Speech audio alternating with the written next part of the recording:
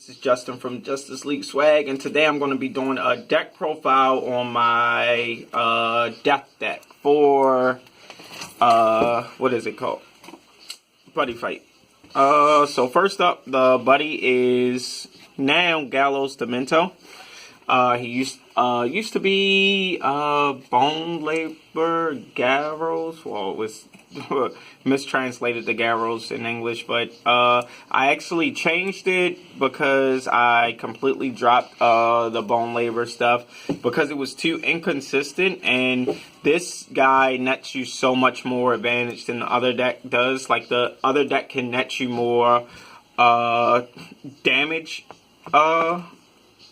potential, but this deck completely obliterates your opponent and like controls the game to the point where they can't even fight back because of the life gain and the amount of resources that you plus. So the buddy can only be called once per turn, so that's even by other abilities. So keep that in mind while playing that. Yes, this can only be played once per turn, but if you have ways to get it on board,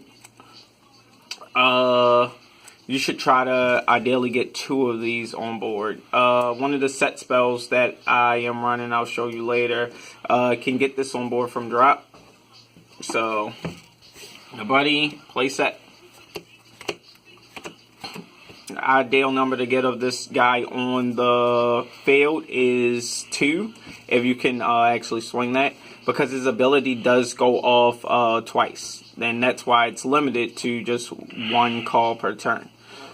So if 1 card hits, like 1 Demento's hit, for each Demento on the field, you will gain a life and draw a card. So if 1 card hits, you gain 2 life if you have 2 of these on board and draw 2 cards.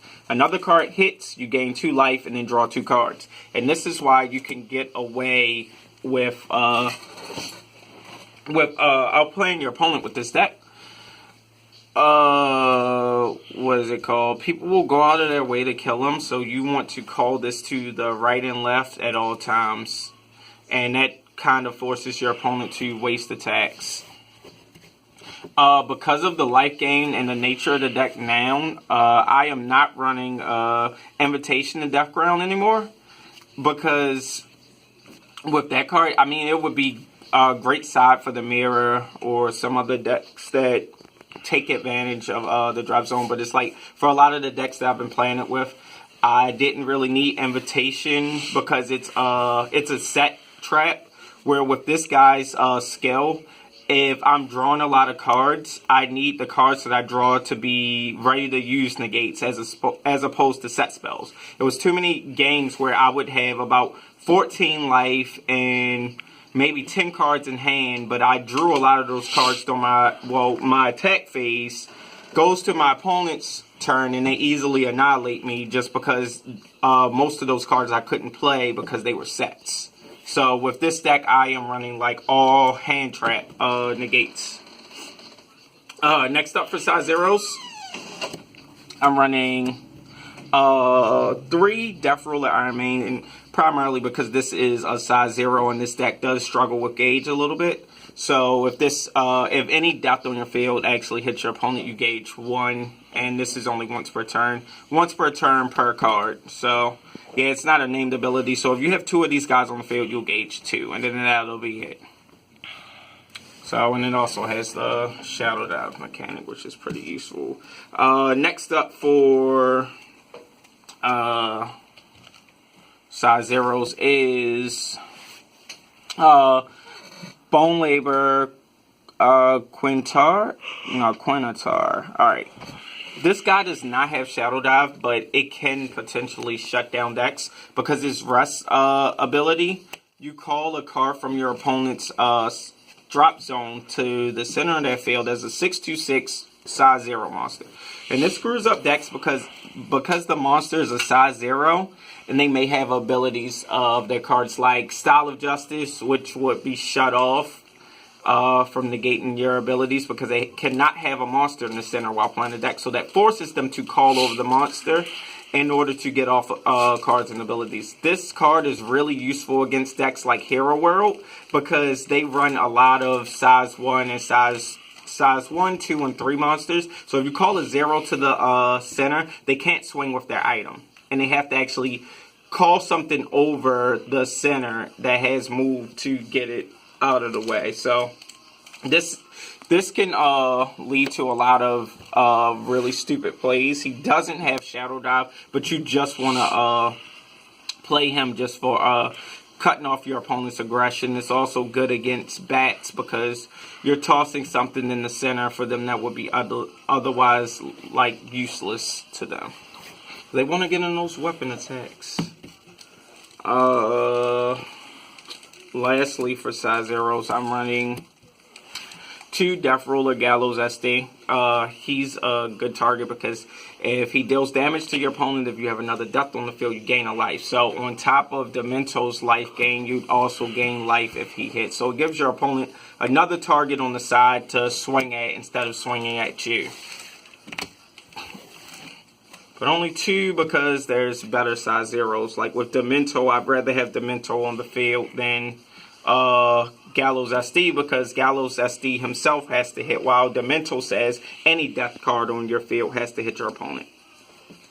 Next, we dropped all size 1s from the deck because it was too inconsistent running them, and I made this primarily like a size 3 heavy deck. So then my size 2s are 3 Gate Gutter Mellow Boge. I like this guy because he has double attack, and with the 6k power, it makes it easier for me to fight a lot of the Hero World decks.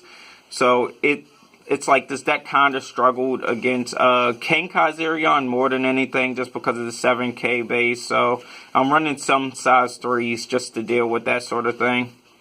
But this guy has double attack, so if you have Demento on the field, even though this is just 1 damage, if you hit your opponent twice with this 1 damage, you gain 2 life and draw 2 cards.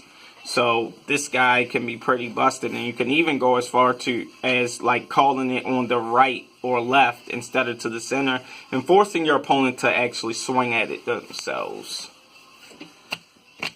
Next up, our size 3s. I am running 2 Despaired Skull 13. The reason why I'm running 13 is because he gets Soul Guard from the top of the deck, so it helps me actually search through the deck a little bit faster so that I could get to my set spells that I would be looking for, or to Demento. So I'm not really running it for its ability of like dealing the 7 damage if your opponent's at 13 life, or 13 and drop, or 13 left in the deck. But it could actually steal a game from your opponent if you can call this later on in the game, if your opponents run through enough of their deck, because you have a way from calling it from drop zone with the set spell that you'd be running now. This has 13k power, which is really good.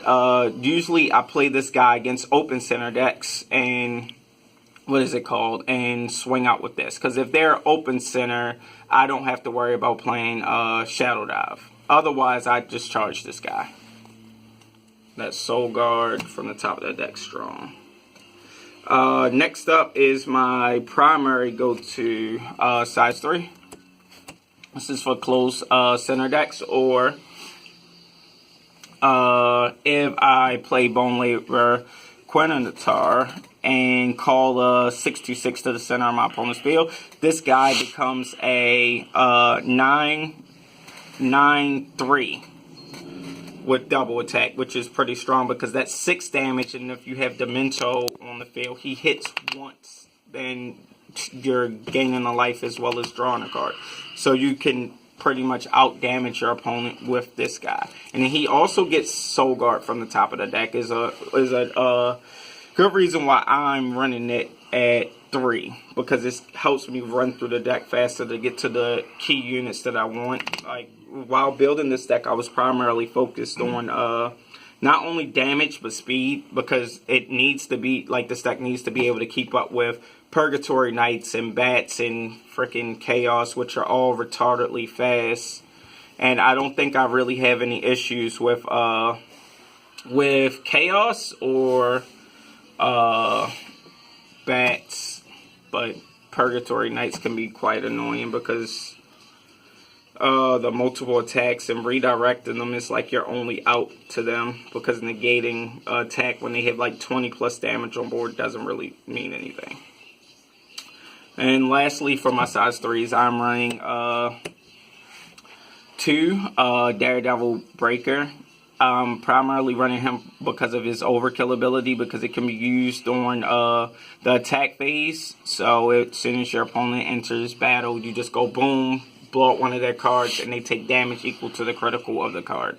So you could destroy an item or monster just by discarding the card from your hand, so it could be really stupid. So against King Kazurion, I almost kept my opponent during his turn because he had King Kazurion on board, so I just use Overkill, deal your... basically hit yourself, deal yourself 4 damage. And Overkill is only once per game. That's why I'm only running 2 of this, because I drop so many cards into the drop zone so fast. More than likely, you'll get this off every game. And then he gives a monster that's on your center Shadow Dive, so you simply just have to call this to the center, and then he'll have Shadow Dive himself. So it's pretty good, too. And Pressure. Alright, now spell lineup. First off, my set spells. I am running Shadow Dive District Ombre at 4. You want to see this card as soon as possible, because this is like your only other way of out-resourcing your opponent other than what is it called? Demento. If you can't get Demento off, what I usually do is I'll try to get to Malaboj as soon as possible and start swinging on my opponent's monsters until they can no longer play monsters, or Despair Skull 13 and do the same thing and just beat them down until I can actually win the game off of damage. This card you can get back from the drop zone with one of the new spells that I'm running, Sestino. I'm running Sestino at 3. This card is so good because you can get back anything that you want from the drop zone. The only downside to it is that it's only once per turn, but you could get back any death card from the drop zone, which includes your set spells, your negates that have death in the card name or anything. The only reason why I'm running it at 3 now is because I used to see it way too much, and it's only once per turn, and I lost like a game because I had like another of these instead of a negate. So I dropped it down to 3. Because of the speed of the deck now, I actually dropped Great River of Hades down to 3, because you'll see it fast enough, or you'll actually be able to get it back from the drop zone if you need it. Next up for spells, I am running 3 Million Edge. This is to speed up the deck and drop stuff into the drop zone so that you can get it back with Sestino, or it will come back on its own with Shadow Dive Ombre. For gauge accelerations, I am using Disaster at 3. Ideally, if you go first, you cast this card, you lose no gauge. So it's basically like Hyper Energy, just like once per turn. Later on, if your opponent does actually have units on the field, it just helps you filter your drop zone to get death into the drop zone, so you could get it back with Sestino or actually call it back with Shadow River Ombre, because you cast it and then you minus gauge based on the number of monsters that they have, and you, average deck will have 2, unless you're playing against Chaos. If you're playing against Chaos, this card is like so bad later. So you'll probably end up charging it or like siding it out. As far as negates go, I'm running 2 Scapegoat just to dodge Penetrate. Keep myself from being killed by Overturn Batzz and that sort of thing. Then 4 Doll Strings. This card is so good. It's not a negate, so it gets around stuff like King Kazurion. It redirects attack, so your opponent swings with a card, you can redirect it to their monster. So it could be an item, or it could be their monster that's swinging, and then you redirect it to a monster. So this helps me get around bad stacks, because as soon as they go full field, swing with Holy Saint Sword first, I'm like, okay, redirect that to bats. So congratulations, you just stopped your own combo. And then I will also get, if I don't have multiple of these, I'll get it back from the drop zone with Sestino, depending on what my hand is. And it's like, it's not long that like your opponent can survive while their monsters are attacking their monsters. So even if they have the abilities where they can't be destroyed by card effects, they're not being destroyed by a card effect, they're being destroyed by an attack, which is awesome. So it's like, say if you're playing against a deck like Chaos and your opponent attacks you with a monster with Penetrate, you redirect it to their center, guess what? They're taking Penetrate now from their own monster. Or if you're playing against Demon Lords, while Chris is shaking his head while he's filming, because I made him kill himself during his turn because I Penetrate then Lifelink. Says GG no read. Good card is good. Then only 2 Midnight Shadow. It is a death. I know this is, I think this is the wrong printing for this because it just says Black Dragon. But Midnight Shadow is supposed to be a death unless it was a rated, and I don't know. But there's 2 of this just because for single attacks, if you have a open center and your opponent may try to link attack to get around Doll Strings because Doll Strings can only be cast if a card is attacking alone. So I don't run too many cards that